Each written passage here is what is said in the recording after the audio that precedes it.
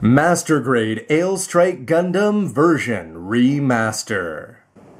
Hey, what's up again, everybody? It's Robert184, 2Rs2Bs, GundamReviews.net, and if you saw the last part, it's something I don't usually do, but I took a look carefully at the inner frame, but now it's time to take this apart to armor it up and see all the parts of this Master Grade Strike Remastered. And from this pile of empty plates, remember that that's actually one of them over there for the catapult. You're going to be getting the Aile Striker pack there, the shield, the beam rifle, head, chest, separate shoulders, waist section, and legs. And in terms of the extras, you can see the perfect strike parts down here, including 4 separatable batteries. That's a plus. Lots of extra fingers there. You've got some action-based connectors, and I actually put Mu in the pilot seat just to mix that up with my old school one, which of course is going to have Kira.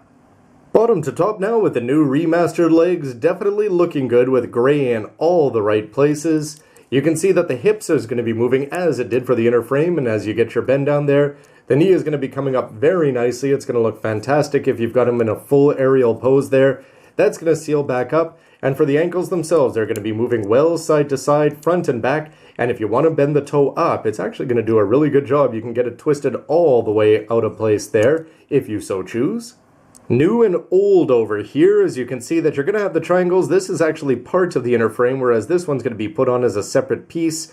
There's a little slit there on the actual knee there of the remaster. That's going to be provided by the plastic underneath, and just that little tick mark up above, though, that's just lining. You'll notice that there's some little circle details over there. You can see that on the sides of the legs, it's actually going to be 2 pieces here instead of the 1, and some more details down there for that inner-outer frame. And the back of the ankles, the edge, goes to the remaster for sure.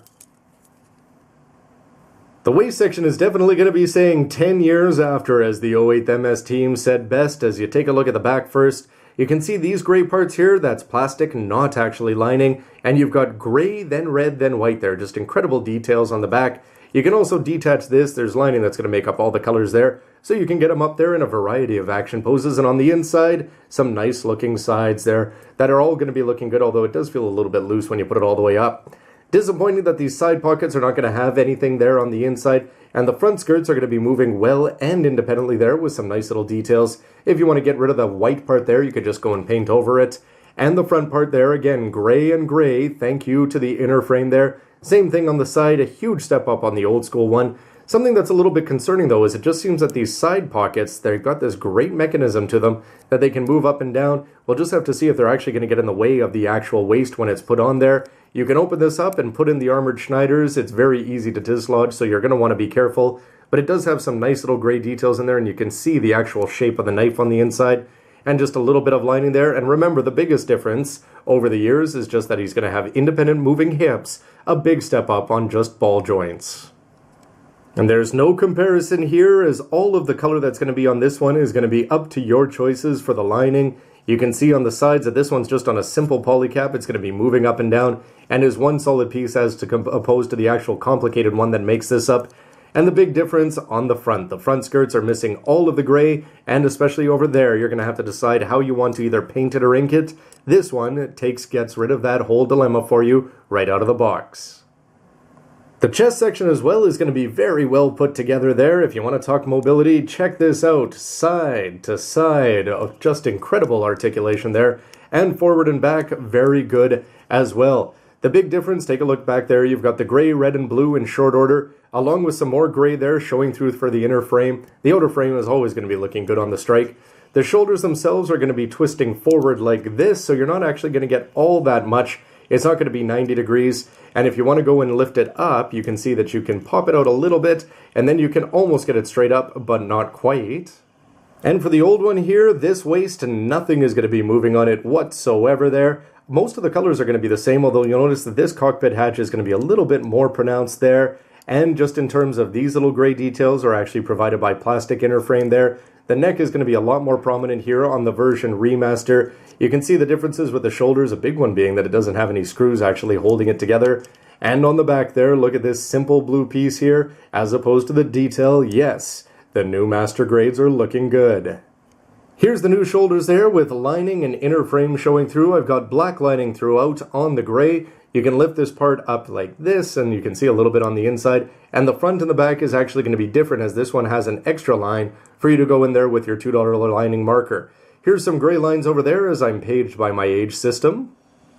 But the biggest difference is going to be right here as the remaster is going to have the side of a die right there and some lining options there on the inside. Would have been cool if they had given you 6 different options there. And when you see it from the front, outside of that little part there that you cannot get rid of unless you want to paint the gray inner frame white, you can see that they're mostly going to be the same. What do you feel about that difference? Personally, so far I don't like it because Strike, with his armored Schneiders out, should be always turning his shoulder towards you. I don't know if I always want to be seeing that. This one, drab, but classic. The arms are going to be really simple in their construction there. The shoulder is going to rotate around and it can go up 90 degrees there. And for the bend at the elbow, you can go up like this and then you can go for the 90 and almost 180 there. The elbow itself is going to have this part that looks like a piston there exposed. You've got the shield connector, and these are just 2 large pieces of plastic here. Well, 1 large one on the back, and then you put this one on the top with an interesting set of designs there. And for the fingers, remember, if you don't like this one, you're going to have a whole bunch of different options that you've got to swap on and off. Here's old and new, and you can see up at the top that the new one's going to have some more details there wrapping around the back that you're going to have to add lining to really accentuate. The back of the hand here, as you can see again, that the remaster is going to have a lot of details. From the side as well as you've got layers upon layers. Again, more lining options, and on the front, you're not going to have an option there that's inner frame showing through. And this elbow, I'd say, is going to be a big step up on the old school simplicity here. However, for these ones, I'm still going to want to go with the old ones, I think. Finally, the head is looking very, very sharp, which has always been a point of the Strike Gundam there. You can see when you're going to be putting it together that you've got some gray on the inside. You have no choice there. I've just gone for some lining there in the middle.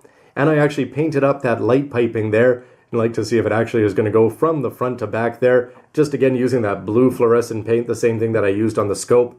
On the sides, you've just got a few little tick marks there if you want to go and line that up. But moving on to the front there, the gold eyes are not going to be all that visible because he's got such a pronounced brow there. But just take a look at the insides there. The gray details top and bottom. There's even lining options on that bottom section there. The Vulcans are looking good. Not too crazy though about the actual face options. You can actually sort of make it goes in and up and then down and in and up and down. And it looks like that top part there on either side of the cheek is just a little bit too wide. But underneath that, actually, the nose parts, that's going to be actually cut out for you. And it's just going to be showing some red underneath there. But the eyes have the red and the V-fins there. You've got your black lining options across the white. They did come across as being just a little bit too wide, the actual channels there, so you may want to just thin that out a little bit. I chose not to go because the channels weren't deep enough to do for the yellow what I would normally do on the old school one, but from the front it's looking sharp and very Strike-ish. And when it's side by side with its predecessor there, what do you think of that? The face part here, I'd say that the old one is definitely going to be classic. This one, I'm not totally sold on it, just the way the lines went in there. But it's better, you can see that it's not as wide. The gray parts there, absolutely no contest as the remaster is going to be winning. The yellow eyes, they seem to sparkle a little bit more with the metallic gold there for the remaster. And for the V-fin, they're both going to have that red line, or the black line there. I actually lined the yellow parts there. For this one, did not do that. He's also got a tick mark there on his blue jewel. This one's got a seal for the camera lens, which is going to be more visible than that fluorescent blue painting. But the big difference is just going to be the width of the V-fin. When you see the old school one, it's very, very wide, whereas this one is going to be a lot more swept back and a lot sharper. You can just see that the angles are totally different with these ones in line with the yellow ones. For me, overall, I'm going to give the edge to the new one, but there still is some old school charm for this old 2003 version.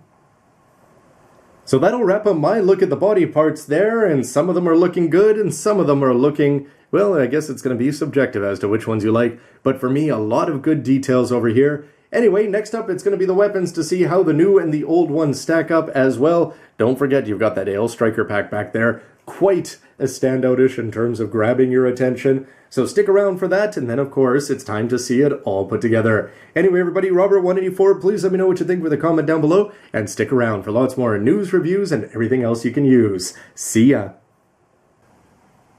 What do you think? Freedom Remaster or Freedom 3.0? I mean, just multiple shades of white in the 3.0s. You know what I mean. Real grade me in 1/100th.